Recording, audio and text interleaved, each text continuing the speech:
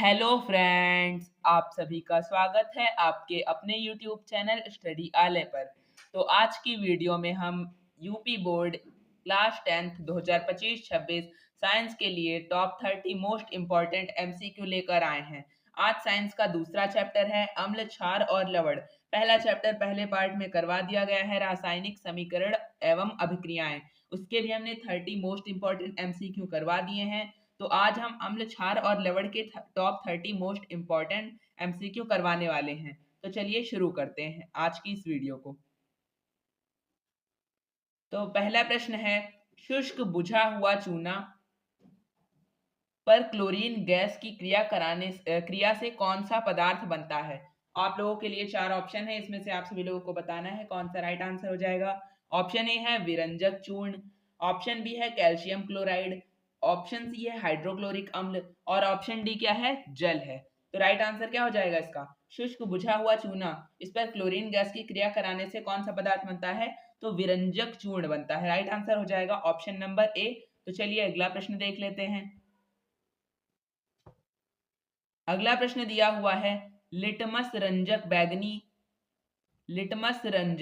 बैगनी रंग का होता है जो निकाला जाता है। कहां से निकाला जाता है लिटमस रंजक? ऑप्शन ए है लाइकेन से, ऑप्शन बी है लाल पत्ता गोभी से, ऑप्शन सी है हल्दी से, ऑप्शन डी है पेटूनिया के फूल से।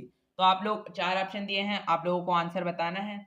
तो लिटमस रंजक बैगनी रंग का होता है, ये कहां से निकाला जाता है, तो लाइकेन से निकाला जाता है। ऑप्शन ए राइट आंसर हो जाएगा।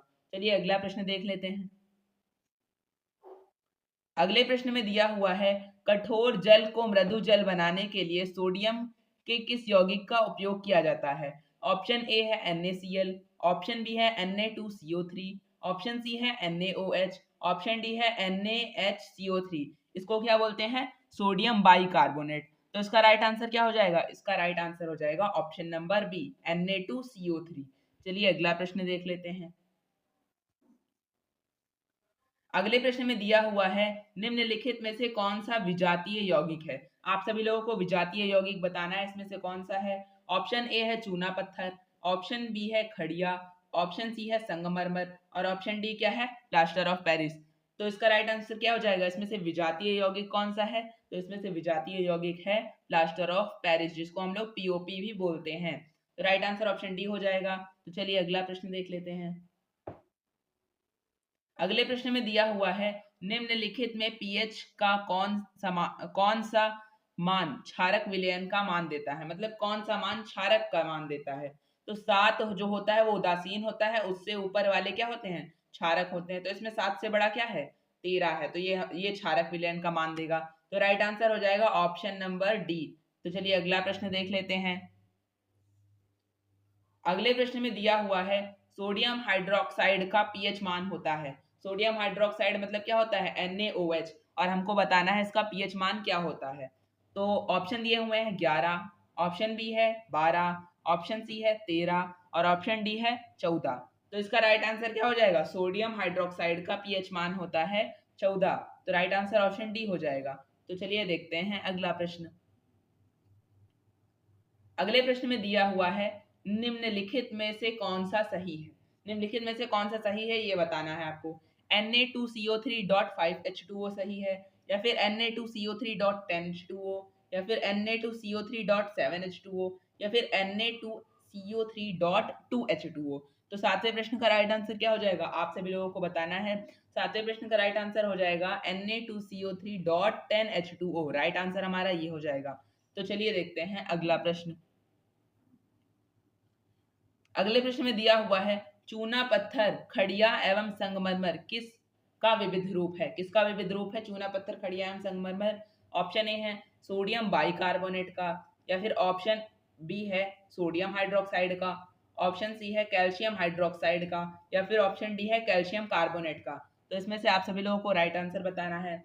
तो राइट आंसर हो जाएगा कैल्शियम कार्बोनेट। CaCO3 को हम लोग बोलते हैं कैल्शियम कार्बोनेट, और चूना पत्थर, खड़िया एवं संगमरमर कैल्शियम कार्बोनेट का विविध रूप है। तो राइट आंसर ऑप्शन डी हो जाएगा। तो चलिए देखते हैं अगला प्रश्न।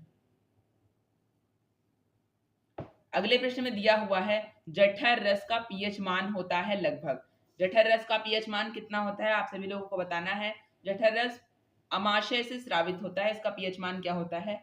तो राइट आंसर क्या हो जाएगा? ऑप्शन आप लोग देखकर राइट आंसर बताएंगे। 1.2, 7, 14 या फिर 10 हो जाएगा। तो फिर इसमें से राइट आंसर हो जाएगा 7, मतलब तो उदासीन होता है, और 7 से बड़े जो होते हैं वो क्षारीय होते हैं। जबकि जठर रस से HCl निकलता है, और HCl क्या है? एक अम्ल है। तो 7 से कम वाले जितने भी रहेंगे खट्टे पदार्थ रहेंगे, मतलब कि वो अम्ल रहेंगे। तो 7 से कम क्या है? 1.2 है। तो राइट आंसर हमारा हो जाएगा 1.2। जठर रस का पीएच मान लगभग 1.2 होता है। तो चलिए देखते हैं अगला प्रश्न। अगले प्रश्न में दिया हुआ है, नीला थोथा मतलब तूतिया का रासायनिक सूत्र निम्न में से क्या है? इसका रासायनिक सूत्र आप सभी लोगों को बताना है। ऑप्शन ए है CuSO4.7H2O, ऑप्शन बी है CuSO4.5H2O, ऑप्शन सी है CuSO4.4H2O, और ऑप्शन डी क्या है? CuSO4.7H2O। तो आप सभी लोगों को राइट आंसर बताना है। तो 10वें प्रश्न का राइट आंसर हो जाएगा CuSO4.5H2O। ये तूतिया या फिर नीला थोथा का रासायनिक सूत्र हो जाएगा CuSO4.5H2O। तो राइट आंसर हो जाएगा ऑप्शन नंबर बी। तो चलिए अगला प्रश्न देखते हैं। अगले प्रश्न में दिया हुआ है, सोडियम कार्बोनेट के जलीय घोल में मिथाइल ऑरेंज का घोल मिलाने पर रंग परिवर्तित होकर किस रंग का हो जाता है? ऑप्शन ए है पीले रंग का, ऑप्शन बी है लाल रंग का, ऑप्शन सी है हरे रंग का, ऑप्शन डी है नीले रंग का। तो आप सभी लोगों को राइट आंसर बताना है। इसका राइट आंसर हो जाएगा, जब सोडियम कार्बोनेट के जलीय घोल में मिथाइल ऑरेंज का घोल मिलाते हैं तो वो किस रंग का हो जाता है? तो वो पीले रंग का हो जाता है। राइट आंसर हो जाएगा ऑप्शन ए पीले रंग का। तो चलिए देखते हैं अगला प्रश्न। अगले प्रश्न में दिया हुआ है, चीनी का रासायनिक सूत्र क्या है? चीनी का रासायनिक सूत्र क्या है? आप सभी लोगों को बताना है। ऑप्शन ए है CH3COOH, ये है, या फिर ऑप्शन बी है C6H12O6 है, या फिर ऑप्शन सी है C12H22O11, या फिर ऑप्शन डी है CH3CHO। तो इसका राइट आंसर हो जाएगा, चीनी का रासायनिक सूत्र होता है C12H22 और O11। चीनी का रासायनिक सूत्र ये हो जाएगा। तो राइट आंसर हो जाएगा ऑप्शन नंबर सी। तो चलिए देखते हैं अगला प्रश्न। अगले प्रश्न में दिया हुआ है, विद्युत अपघटन में इलेक्ट्रॉन मुक्त होता है। विद्युत अपघटन जब होता है तो उसमें इलेक्ट्रॉन किस पर मुक्त होता है? ऑप्शन ए है एनोड पर, ऑप्शन बी है कैथोड पर, ऑप्शन सी है ए एवं बी दोनों पर, ऑप्शन डी है इनमें से कोई नहीं। तो इसका राइट आंसर क्या हो जाएगा? विद्युत अपघटन में इलेक्ट्रॉन एनोड पर मुक्त होते हैं। Right answer option number A हो जाएगा। तो चलिए देखते हैं अगला प्रश्न। अगले प्रश्न में दिया हुआ है, निम्नांकित में से कौन प्रबल भस्म है? इसमें से प्रबल भस्म कौन सा है ये हमको बताना है। ऑप्शन ए है NH4OH, ऑप्शन बी है KOH, ऑप्शन सी है FeOH का होल टॉइस, और ऑप्शन डी है CuOH का होल टॉइस। तो 14 नंबर प्रश्न का राइट आंसर हो जाएगा हमारा KOH। KOH क्या होता है? Potassium hydroxide. ये क्या है? एक प्रबल भस्म है। राइट आंसर ऑप्शन बी हो जाएगा। तो चलिए देखते हैं अगला प्रश्न। अगले प्रश्न में दिया हुआ है, उदासीन विलयन का पीएच मान होता है। अभी हमने आप सभी लोगों को बताया है, उदासीन विलयन का पीएच मान 7 होता है, और जो 7 से ऊपर होते हैं मतलब 8, 9, 10, 11, 12, ये सब क्या होते हैं? क्षारीय विलयन के पीएच मान होते हैं। और जो 7 से कम होते हैं जैसे 6, 5, 4, 3, 2, 1, ये सब क्या होते हैं? ये सब अम्लीय विलयन के पीएच मान होते हैं। तो उदासीन विलयन का पीएच मान होता है 7। राइट आंसर ऑप्शन ए हो जाएगा। तो चलिए देखते हैं अगला प्रश्न। अगले प्रश्न में दिया हुआ है, जल में घुलनशील भस्म क्या कहलाता है? जल में घुलनशील भस्म क्या कहलाता है? ऑप्शन ए है क्षार, ऑप्शन बी है क्षारक, ऑप्शन सी है क्षरण, ऑप्शन डी है संक्षारण। तो 16 नंबर प्रश्न का राइट आंसर हो जाएगा क्षार। जो जल में घुलनशील भस्म होते हैं उनको हम लोग क्या बोलते हैं? क्षार बोलते हैं। ऑप्शन ए राइट आंसर हो जाएगा। तो चलिए देखते हैं अगला प्रश्न। अगले प्रश्न में दिया हुआ है, सोडियम क्लोराइड के जलीय विलयन से विद्युत धारा हाइड्रोक्साइड बनाता है, तो इस अभिक्रिया को क्या कहा जाता है? ऑप्शन ए है विद्युत विच्छेदन प्रक्रिया, ऑप्शन बी है विघटन प्रक्रिया, ऑप्शन सी है द्विविस्थापन प्रक्रिया, या फिर ऑप्शन डी है क्लोरो क्षार प्रक्रिया। तो फिर हम 17 नंबर प्रश्न का राइट आंसर क्या हो जाएगा? सोडियम क्लोराइड के जलीय विलयन से विद्युत धारा हाइड्रोक्साइड बनाता है। इस अभिक्रिया को क्लोरो क्षार प्रक्रिया कहा जाता है। ऑप्शन नंबर डी इसका राइट आंसर हो जाएगा। तो चलिए देखते हैं अगला प्रश्न।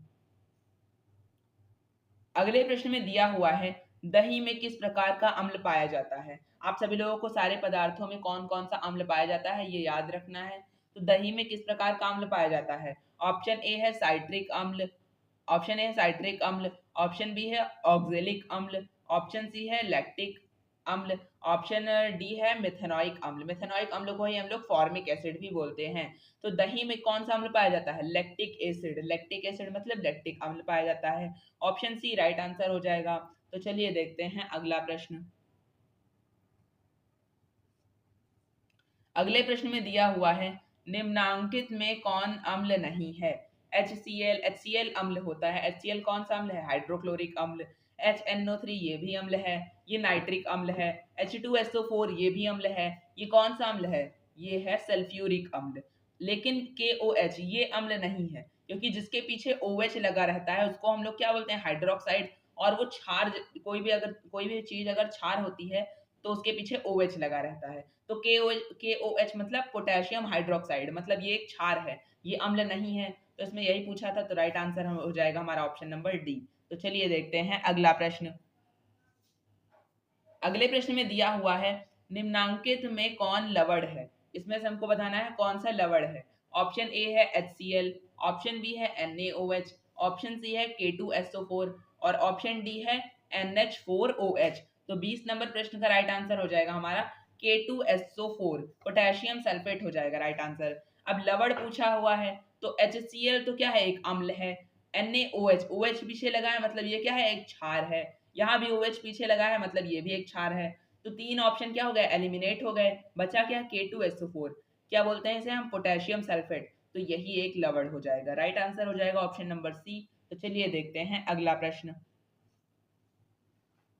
अगले प्रश्न में दिया हुआ है निम्नांकित में कौन भस्म नहीं है? इसमें से बताना है कौन सा भस्म नहीं है। ऑप्शन ए है कैल्शियम ऑक्साइड, ऑप्शन बी है सोडियम हाइड्रोक्साइड, ऑप्शन सी है सोडियम क्लोराइड, ऑप्शन डी है सोडियम कार्बोनेट। तो इसमें से कौन सा भस्म नहीं है हमको यही बताना है। तो राइट आंसर हो जाएगा NaCl। NaCl भस्म नहीं है, क्योंकि देखिए हाइड्रोक्साइड, हाइड्रोक्साइड वाले क्या होते हैं? क्षार होते हैं, क्षार। और ये NaCl क्या है? एक लवण है। NaCl एक लवण है, तो ये एक भस्म नहीं हो जाएगा, एक लवण है। तो राइट आंसर ऑप्शन सी हो जाएगा। तो चलिए देखते हैं अगला प्रश्न। अगले प्रश्न में दिया हुआ है नींबू के रस का पीएच मान लगभग होता है। अब नींबू का रस क्या होता है? खट्टा होता है।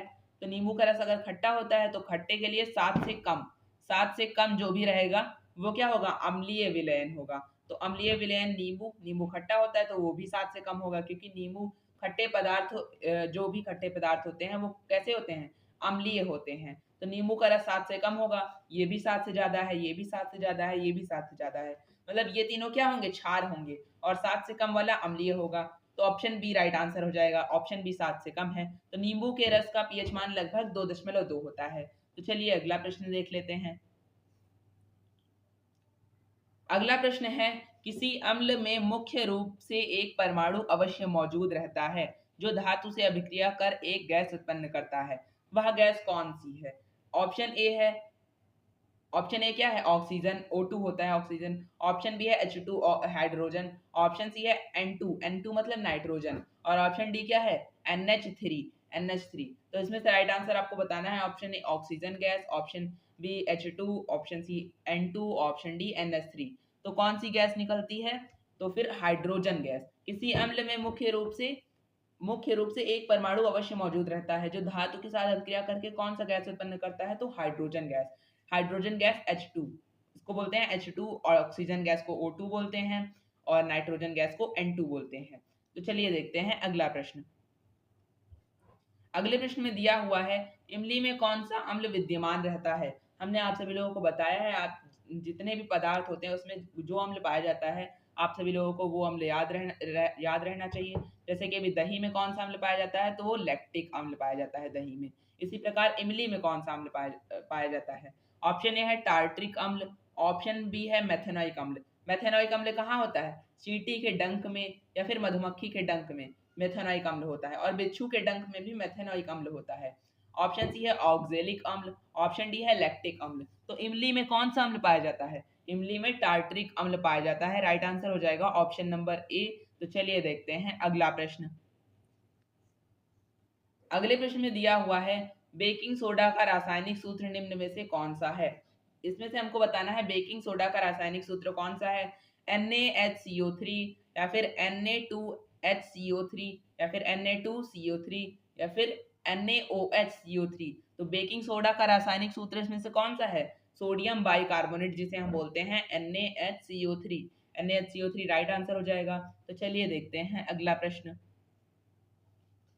अगले प्रश्न में दिया हुआ है NaOH विलयन के साथ जिंक धातु की अभिक्रिया में निम्न में से कौन सी गैस उत्पन्न होती है। जब NaOH विलयन में जिंक धातु की अभिक्रिया कराते हैं तो इसमें से कौन सी गैस निकलती है। ऑप्शन ए है N2 गैस, N2 मतलब नाइट्रोजन गैस। ऑप्शन बी है CO2 मतलब carbon dioxide gas. Option C है O2 गैस, O2 गैस मतलब ऑक्सीजन गैस। ऑप्शन डी है H2 गैस। तो H2 मतलब हाइड्रोजन गैस। आप सभी लोगों को इसमें से बताना है कौन सी गैस निकलती है। राइट आंसर हो जाएगा हाइड्रोजन गैस निकलती है। NaOH के विलयन में जब जिंक धातु की अभिक्रिया कराते हैं तो हाइड्रोजन गैस उसमें से निकलती है। तो राइट आंसर ऑप्शन डी हो जाएगा। अगला प्रश्न देख लेते हैं। अगले प्रश्न में दिया हुआ है सार्वजनिक सूचक शुद्ध जल में कौन सा रंग देता है। ऑप्शन ए लाल रंग, ऑप्शन बी हरा रंग, ऑप्शन सी नीला रंग, ऑप्शन डी क्या है बैंगनी रंग। तो राइट आंसर क्या हो जाएगा, हरा रंग हो जाएगा। राइट आंसर सार्वजनिक सूचक शुद्ध जल में हरा रंग देता है। ऑप्शन बी राइट आंसर हो जाएगा। तो चलिए अगला प्रश्न देख लेते हैं। अगले प्रश्न में दिया हुआ है अम्लीय वर्षा के लिए पीएच का मान क्या है। अम्लीय वर्षा के लिए पीएच का मान क्या है। ऑप्शन ए है 5.6 से कम, ऑप्शन बी है 12 से कम, ऑप्शन सी है 14 से कम और ऑप्शन डी क्या है 11.5 से कम। तो इसका राइट आंसर हो जाएगा 5.6 से कम, क्योंकि अम्लीय वर्षा हो रही है और अम्ल के लिए 7 से कम जो संख्या होती है वो अम्ल के लिए होती है। तो 7 से कम ये तीनों नहीं है, केवल 7 से कम 5.6 है। तो राइट आंसर यही हो जाएगा ऑप्शन नंबर ए। तो चलिए देखते हैं अगला प्रश्न। अगले प्रश्न में दिया हुआ है निम्नांकित में से कौन सी धातु अम्ल और क्षार दोनों से अभिक्रिया करता है। ऑप्शन ए है कॉपर, ऑप्शन बी है सिल्वर, ऑप्शन सी है आयरन और ऑप्शन डी है जिंक। कॉपर को ऐसे लिखते हैं और उसका लैटिन नाम क्या है क्यूप्रम है, इसीलिए उसको Cu लिखा हुआ है। और सिल्वर का लैटिन नाम है अर्जेंटम, इसीलिए Ag लिखा हुआ है। और आयरन का लैटिन नाम है फेरम, इसीलिए इसको Fe लिखा हुआ है। और जिंक तो Zn होता है। तो राइट आंसर इसमें से क्या हो जाएगा, राइट आंसर हो जाएगा ऑप्शन नंबर डी जिंक। कौन सी धातु अम्ल और क्षार दोनों से अभिक्रिया करता है, तो जिंक जो है वो अम्ल से भी और क्षार से भी अभिक्रिया करता है। राइट आंसर ऑप्शन डी हो जाएगा। तो चलिए देखते हैं अगला प्रश्न। अगले प्रश्न में दिया हुआ है NaCl पर तनु H2SO4 मतलब सल्फ्यूरिक एसिड की अभिक्रिया से कौन सी गैस निकलती है। NaCl पर जब तनु हाइड्रोक्लोरिक सल्फ्यूरिक एसिड की अभिक्रिया कराते हैं तो उसमें से कौन सी गैस निकलती है, C12, H2, HCl या फिर SO2। तो राइट आंसर हो जाएगा हमारा option number C HCl। HCl क्या है, HCl गैस निकलती है, हाइड्रोक्लोरिक गैस निकलती है। तो NaCl पर तनु H2SO4 की अभिक्रिया कराने से कौन सी गैस निकलती है, तो राइट आंसर हो जाएगा इसका ऑप्शन नंबर सी। तो अगर आप सभी लोगों को आज की इस वीडियो अच्छी लगी है तो इस वीडियो को लाइक कर दीजिए, शेयर कर दीजिए और कमेंट में जरूर बताइए कि आज की आप सभी लोगों को वीडियो कैसी लगी है। और इस चैनल को सब्सक्राइब कर लीजिए क्योंकि इसी तरह की इस चैनल पर वीडियो आती रहती हैं। Thanks for watching.